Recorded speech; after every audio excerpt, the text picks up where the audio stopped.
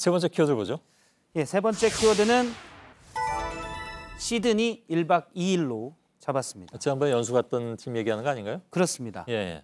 결국 시드니를 1박 2일로 다녀온 셈이 됐는데요. 인천 계양구 의회의 의원들입니다. 일정표를 잠깐 보면 원래 호주와 뉴질랜드를 돌아보는 지난 10일 날 출발하는 8박 9일의 일정이었습니다.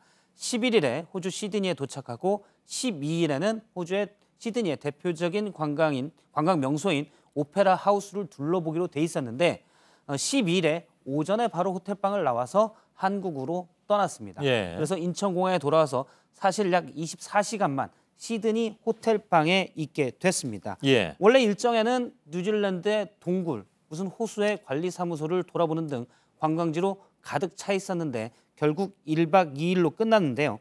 여비만 낭비하게 된 셈인데 물어보니까 이 여비는 본인들이 반납하기로 했습니다. 예. 결국 뭐 1박 2일 동안 그냥 왔어 갔어 하는 그런 상황이 돼버렸네요. 그렇습니다. 사실 출발 전부터 예전에 경북 예천군 의회 의원들의 외유수정 출장이 논란이 됐기 때문에 출발을 해야 되냐라는 의견이 내부에서 있었다고 합니다. 계양구 의회 윤한 의장은 출발 전에부터 우려가 있었지만 비행기표나 호텔 등의 취소 수수료 등의 문제가 있어서 출발을 강행한 겁니다.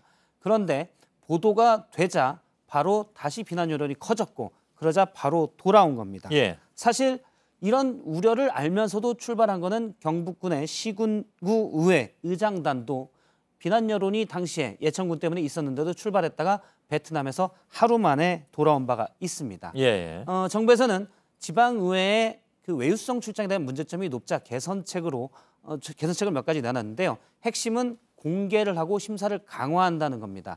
그런데 제가 앞서 보였던 그 계양구 의회의 당시 회의록을 보면 사실 공개돼도 별 효과가 없는 것으로 보입니다. 예. 지난달에 있었던 회의록을 잠깐 보면 시민단체 위원인 조모 위원이 계양구 의원들이 3년 전에도 호주를 다녀왔는데 이번에 뉴질랜드가 포함되어 있긴 하지만 크게 다르지 않은 데를 왜 또 가냐라고 이미 사전에 문제를 제기한 바가 있습니다. 예. 그런데 당시에 다른 위원이 관광 목적이라고 생각하면 다른 데를 가려고 하지 간 데를 또 가려고 했겠냐. 그래서 관광 목적이 아니다. 한 번에 가서 공부가 덜 됐으니 다시 가는 것이다 라고 반박하기도 했습니다. 공부를 위해서 또 간다 그런 예. 주장인가요? 물론 이번엔 8박 9일로 뉴질랜드가 또 껴있기도 합니다.